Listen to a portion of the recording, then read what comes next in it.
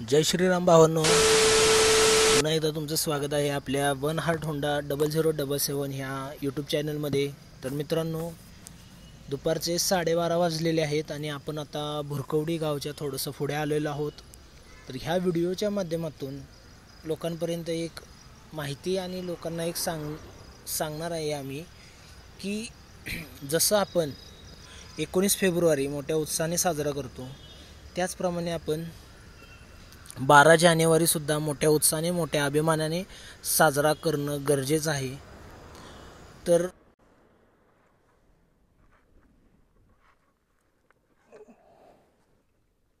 राजमाता जिजाबाई यांचा महाराष्ट्रातील बुलढाणा जिल्ह्यातील सिंदखेडजवळ देऊळगाव येथे त्यांचा जन्म झाला। त्यांच्या वडिलांचं नाव हे लखोजी जाधव आणि त्यांच्या आईचं जे नाव आहे ते म्हाळसाबाई उर्फ त्यांना गिरजाबाई असं सुद्धा म्हटलं जात होतं। तर हे लखोजी जाधव हे मराठा कुळातले होते आणि हे जे जाधव घराणं होतं हे देवगिरी प्रांतातील यादवांचे वंशज होते। राजमाता जिजाबाई यांचा जो विवाह आहे हा खूप कमी आणि लहान वयात झाला। त्यांचा जो विवाह आहे हा 1605 साली दौलताबाद येथे वेरूळ गावचे मालोजी भोसले यांचे पुत्र शहाजी भोसले यांच्यासोबत झाला।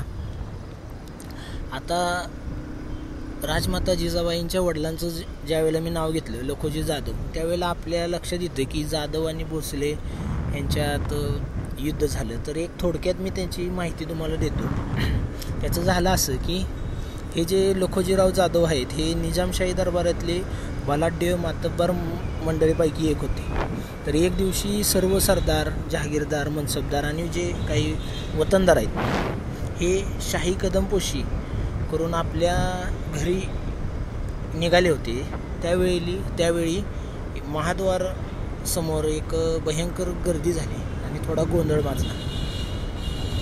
तर तो गोंधळ पाहण्यासाठी, तो गोंधळ नियंत्रण करण्यासाठी ज्यावेळेला तिथे लखोजीराव जाधव यांचा पुत्र दत्ताजी गेला, त्यावेळेला त्या दत्ताजींना दिसून आले की तिथे खंडागळ नावाच्या सरदाराचा हत्ती धुमाकूळ घालत होता आणि तो पायाखाली लोकांना तुडवत होता। तर त्याच्यावरती नियंत्रित करण्यासाठी त्यांनी आपल्या सैन्यासह त्याच्यावरती भाल्याचा, तलवारीचा, बाणांचा हल्ला सुरू केला। तर ह्यामध्ये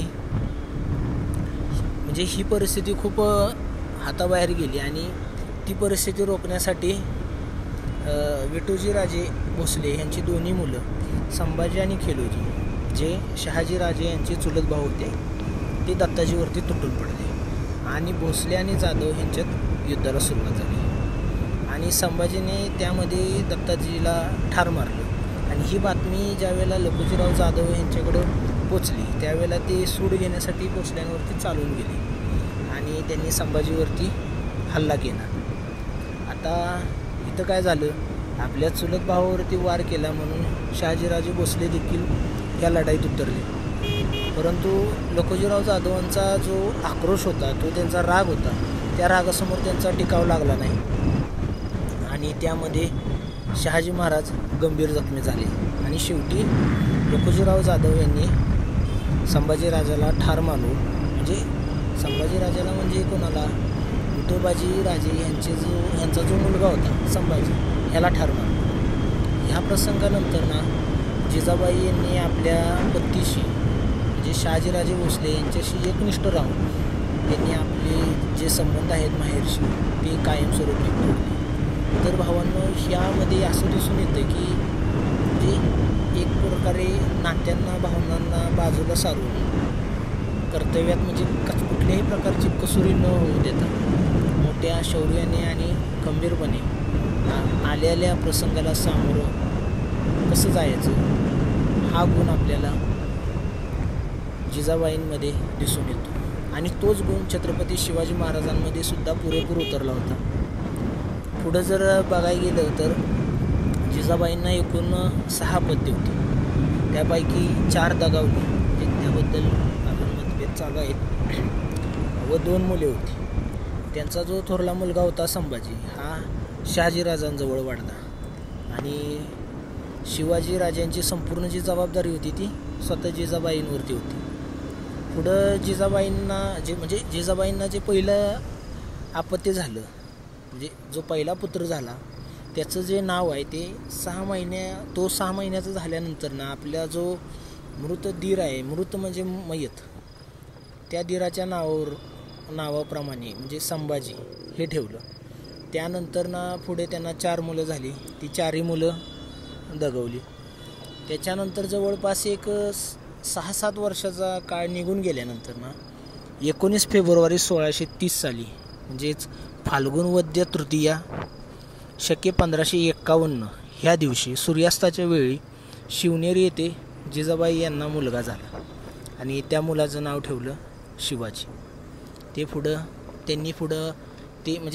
एक महान योद्धा झाले. त्यांनी स्वतंत्र मराठा साम्राज्याची स्थापना केली आणि छत्रपती म्हणून पहिला मराठाचा सम्राट म्हणून छत्रपती शिवाजी महाराज ह्यांचं आज जगभर नाव झाले आणि अख्खं जग त्यांना नतमस्तक होते भावांनो.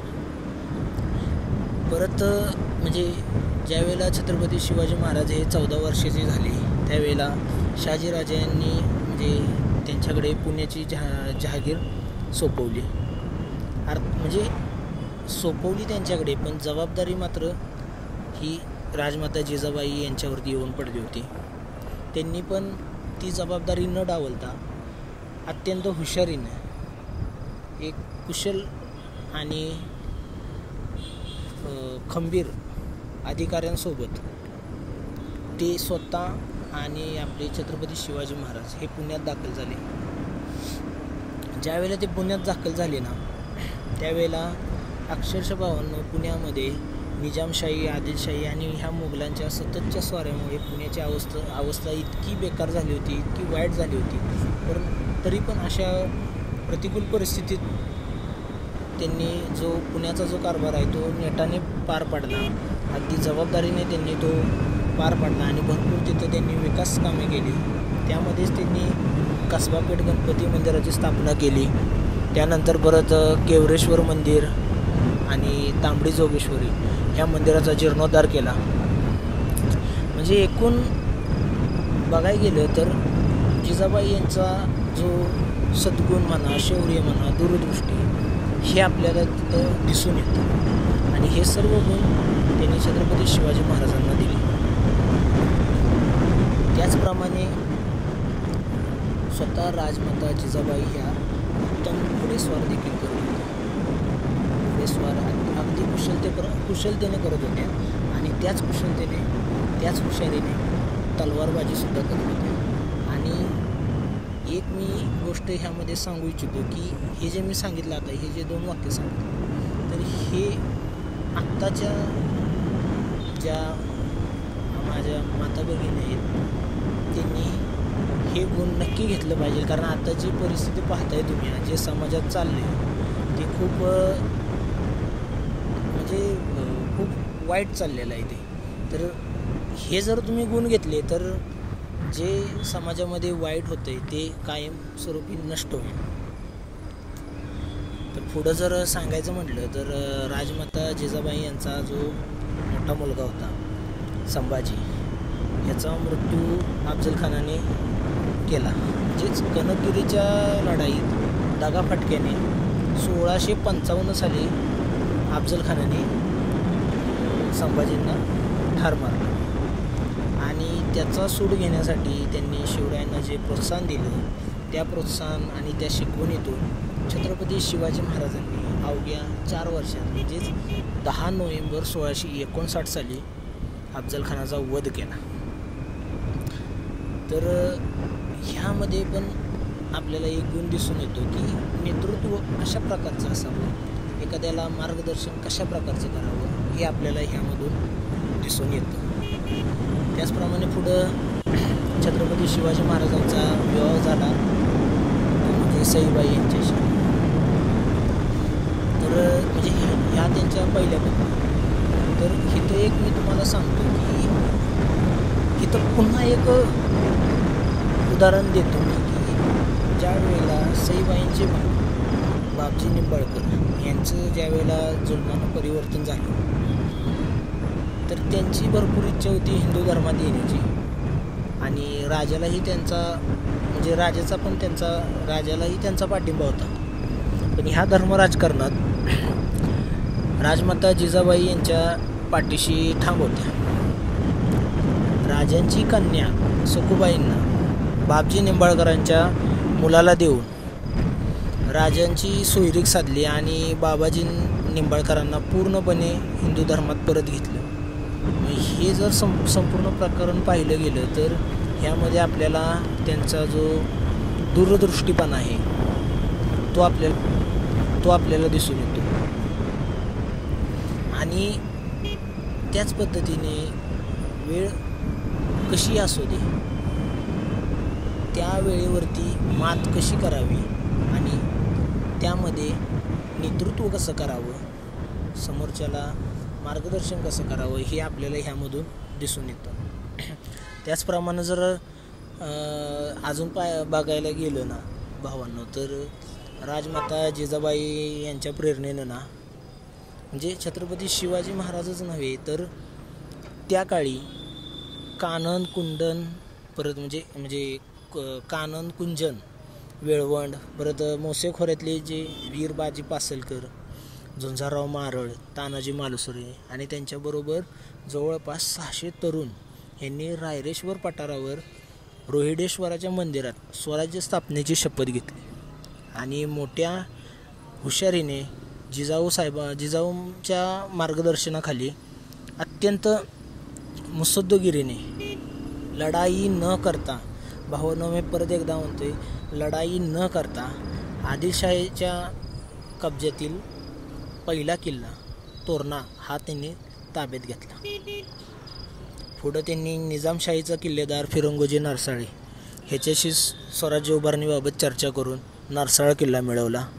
त्यानंतर परत चाकणचा किल्लेदारसुद्धा म्हणजे स्वराज्याच्या प्रेरणेने प्रेरित होऊन स्वराज्याच्या विचाराने तो प्रेरित झाला आणि तो सुद्धा म्हणजे स्वराज्यात दाखल झाला. म्हणजे ह्यावरून असं निदर्शनास येतं की लढाई न करता म्हणजेच रक्ताचा एक थेंब न सांडता 3 किल्ले जिजाबाईंच्या मार्गदर्शनाखाली स्वराज्यात दाखल झाले. म्हणजे म्हणजे कशा पद्धतीचं मार्गदर्शन आहे हे आपल्याला इथं दिसून येतं. त्यानंतर परत पुढं ज्यावेळेला शहाजी महाराजांची जी परंपरागत जहागीर होती, त्यांना 5 ठिकाणांची जहागिरी म्हणजेच पुणे, सुपे, बारामती, इंदापूर आणि शिरोळ ह्या जहागिरींच्या सुरक्षिततेसाठी पुरंदर किल्ला स्वराज्यात आणणं हे खूप गरजेचं होतं. आणि हे त्यांनी ओळखलं होतं आणि हे त्यांनी म्हणजे मासाहेबांनी ओळखलं होतं आणि हे पटवून दिलं त्यांनी. आणि ऐन दिवाळीच्या दिवशीच पुरंदर किल्ला हा स्वराज्यात आला. आणि राजमाता जिजाऊ मासाहेबांच्या उपस्थित छत्रपती शिवरायांनी त्यावेळेला खरीखुरी म्हणजे दिवाळी साजरी केली. आणि ज्यावेळेला पुरंदर किल्ला हा स्वराज्यात आला त्यावेळेला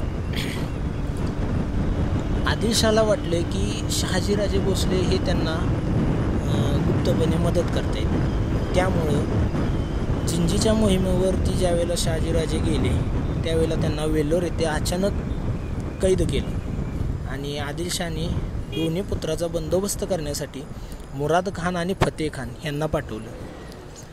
फतेह खानने अगदी सहज सुभान मंगळ किल्ला जिंकून मोठ्या आनंदाने विजयोत्सव साजरा करून तो झोपी गेला.